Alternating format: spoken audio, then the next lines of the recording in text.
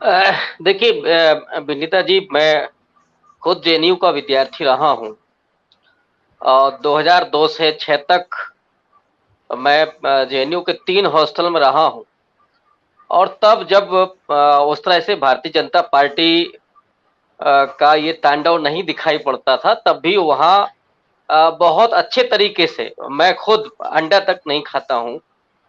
लेकिन मुझे शुरुआती बिल्कुल जब मैं गया था उस समय ज़रूर थोड़ा-सा अटपटा लगता था। वो जो चूँकि मैंने कभी नहीं खाया या उस एटमॉस्फेयर में नहीं रहा, तो थोड़ी-सी मुझे स्मेल आती थी।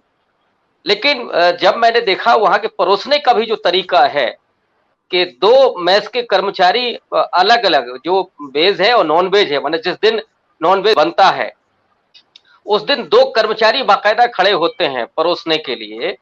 तो बहुत अच्छे तरीके से, और ऐसा कतई नहीं है कि वहाँ पे कोई घाल-मेल होता हो। दूसरा, मैं उस ज़माने में भी मुझे बड़ा अटपटा लगता था कि मंगलवार को नाश्ते में वहाँ अ, केला मिलता था। अब यही पूछा जाए कि साहब मंगलवार को केला क्यों मिल रहा है? ब्रेड बटर के साथ अक्सर केला ही मिलता था और उस दिन कोई नाश्ते में कोई और चीज़ नहीं बनती थी। तो और ये रवायत पहले से रही है।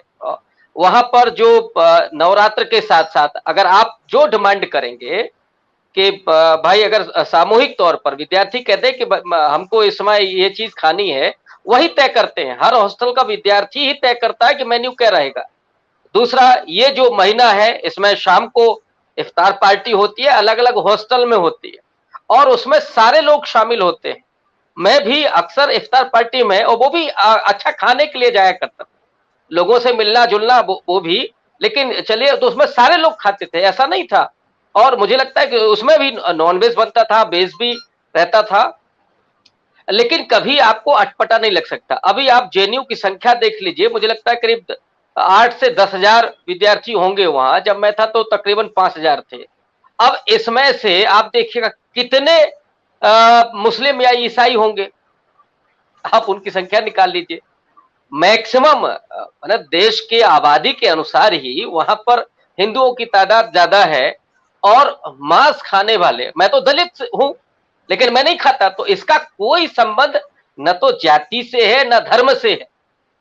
जो नहीं खाता, जो जिसकी हैबिट नहीं है, वो नहीं खाता है। तो मैक्सिमम लोग खाने वाले, मैंने तो वहाँ ऐसे कई लोगों को देखा है, वो कहना ठीक भी नहीं है, लेकिन बहुत सारे अधिकांश ब्राह्मण, हालाँकि बंगाल के ब्राह्मण तो खाते ही हैं, लेकिन उत्तर भारत के ब्राह्मण भी बहुत अच्छे से खाते हैं। यहाँ हो सकता है छिपाते हों, लेकिन वहाँ चूँकि जब मिल रहा है तो छिपाते नहीं हैं। तो ये कल्चर जेएनयू का पुराना रहा है। वहाँ किसी तरह का कोई भेदभाव नहीं, लेकिन अब जो मसला है, मूल मुद्दा कि जेएनयू पर क्यों हमला? आपको याद होगा कि 2016 से लगातार जेएनयू निशाने पर है। और 2016 के फरवरी में जो हुआ नेशनलिज्म को लेकर के, और तिरंगा झंडा वहां लगा दिया जाए, एक टैंक रख दिया जाए, ये सब बातें हुई और कन्हैया वाला पूरा प्रकरण हुआ। लेकिन उसकी पृष्ठभूमि क्या है, जरा इसको याद कर लीजिए। जनवरी 2016 में रोहित वेमुला ने आत्महत्या की, हैदराबाद यूनिवर्सिटी के उस होनहार छात्र ने, जो दलित था, और उसने जो लिखा अपने आत्महत्या वाले नोट में, उसके बाद जेएनयू के जो छात्र छात्राएं थे, खास करके दलित, पिछड़े, हेलो। आदिवासी, और उसमें वामपंथी जो संगठन है छात्रों के, वो आंदोलनरत हुए। और उसके बाद ये लगा भारतीय जनता पार्टी को कि ये आंदोलन बड़ा हो सकता है, क्योंकि 2010, 11, 12 को आप देखिए तो जेएनयू से कई बड़े आंदोलन यूपीए के खिलाफ खड़े हुए थे। तो डर यही था कि इस वामपंथी विचारधारा के गढ़ को, कि जहां पर उसके बाद बहुजन के स्टूडेंट यूनियन बहुत तेजी से निकल करके सामने आ रहे थे, उनको कैसे खत्म किया जाए, इसकी पूरी साजिश रची गई और 2016 में हमला हुआ और उसका निरंतर चालू है। एक बात मैं और जोड़ दूं, जेएनयू को टारगेट करने के पीछे का एक बड़ा कारण यह है कि वहां पर जो हाशिए के तबके हैं, वो छात्र छात्राएं ज्यादा तादाद में पहुंचते हैं। 69 में जेएनयू की नींव रखी गई थी और 71 में संभवतः एक स्पेशल वहां की रिजर्वेशन पॉलिसी आती है। ये हिंदुस्तान में का बिल्कुल स्पेशल वो यूनिवर्सिटी है जहां की रिजर्वेशन पॉलिसी एकदम अलग है, एकदम अनूठी है। वहां पर न सिर्फ उस समय तो खैर एससी एसटी के लिए ही था, उनके लिए स्थान है। इसके अलावा कोई अगर ग्रामीण क्षेत्र से आता है, पर्वतीय क्षेत्र से आता है या आदिवासी है और लड़की है, तो उनको अतिरिक्त नंबर मिलते हैं एडमिशन में। मैं स्वयं 25 सीटों में से 24वें स्थान पर गया था, और अगर मैं ग्रामीण क्षेत्र से नहीं आता तो 2 नंबर मुझे एक्स्ट्रा नहीं मिलते और मेरा एडमिशन नहीं होता। तो ये जो स्थितियां जेएनयू में है कि जहां पर हाशिए के तबके के बच्चे ज्यादा पहुंचते हैं और वो अच्छा परफॉर्म करते हैं, साथ ही साथ वहां फीस बहुत कम है, तो बहुत गरीब परिवारों के बच्चे भी पढ़ ले जाते हैं।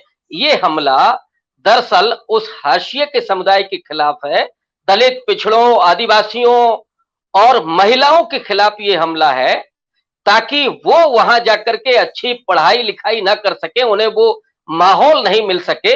इसलिए आप हिंदू मुसलमान और मीट और ये सब इशू उठा करके आप जेएनयू को बदनाम करें और उसको खत्म करने की साजिश पूरी रची जा रही है। इसके पीछे की ये पूरी थ्योरी काम कर रही है। रही बात इसकी कि और भी जगहों पर, तो ये हम लोग जानते हैं कि जेएनयू बीजेपी के पास इसके अलावा और कोई मुद्दा है नहीं। कहीं वो चुनाव जीतते हैं तब वो ये काम करते हैं, और जब चुनाव आ जाता है तो वो ये काम करते हैं, क्योंकि उनको एक समुदाय को डरा करके रखना है। और साथ ही साथ एक डर उनके भीतर है कि अभी तकरीबन 40% या कहीं कहीं 45% लोग ही उनको वोट कर रहे हैं। इसके अलावा जो हिंदुओं का तबका है 40-35% जो बचा हुआ है, जिसमें अधिकांशतः दलित और पिछड़े हैं, वो क्यों हिंदू नहीं हो रहे इनकी तरह के? ये सबसे बड़ी इनकी दिक्कत है कि कैसे उनको अपराधी बनाया जाए, सांप्रदायिक बना जाए, उनका हिंदुत्वीकरण किया जाए।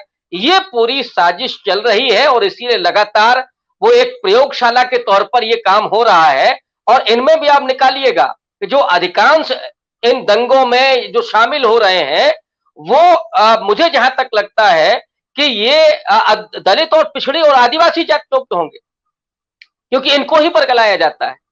और जो आगजनी होती है, वो गुजरात का दंगा इस बात का उदाहरण है कि इनको आगे करके राजनीतिक रोटियां सेकी जाती है और इनको अपराधी बनाया जाता है, इनको सांप्रदायिक बनाया जाता है, और इन्हें तो फिर छोड़ दिया जाता है केवल एक वोट बैंक के रूप में, और राजनीति में लोग कहां से कहां पहुंच जाते हैं। ये पूरी साजिश चल रही है, ये पूरी प्रयोगशाला है, जेएनयू उसके केंद्र में है। हर परिवर्तन चाहने वाले व्यक्ति को, इस सत्ता से सवाल पूछने वाले व्यक्ति को, हर व्यक्ति को आप तय कर देंगे कि वो वामपंथी है, वो जेएनयू की तरह से सोचता है। जेएनयू क्या सोचता है? जेएनयू हिंदुस्तान से 2 कदम आगे सोचता है। जेएनयू दुनिया के तमाम मुद्दों पर डिस्कोर्स करता है। जेएनयू हिंदुस्तान के जो असली भारत है उसकी तस्वीर को पेश करता है। जेएनयू में और क्या है? जेएनयू में आपको धार्मिक अंधता नहीं मिलेगी। जेएनयू में वो सारी चीजें मिले। होली वहां कितने अच्छे पैमाने पर मनाई जाती है, दिवाली में छुट्टी होती है। तो ऐसा नहीं है कि केवल रमजान में ही ये सब हो रहा हो, होली में भी बड़ा अच्छा त्योहार मनाया जाता है। ये कहना कि सब नहीं साहब वहां हिंदू त्योहार नहीं मना सकते, ये नहीं हो सकता। ये केवल बाहर के लोगों को दिखाने के लिए है, और दलित, पिछड़े, आदिवासियों और महिलाओं को कमजोर करने की पूरी साजिश है। और आप हमसे जुड़े रहने के लिए सब्सक्राइब करें YouTube पर, फॉलो करें Twitter पर और लाइक करें Facebook पर। और ज्यादा जानकारी के लिए आपको टाइप करना होगा सिर्फ न्यूज़ नशा।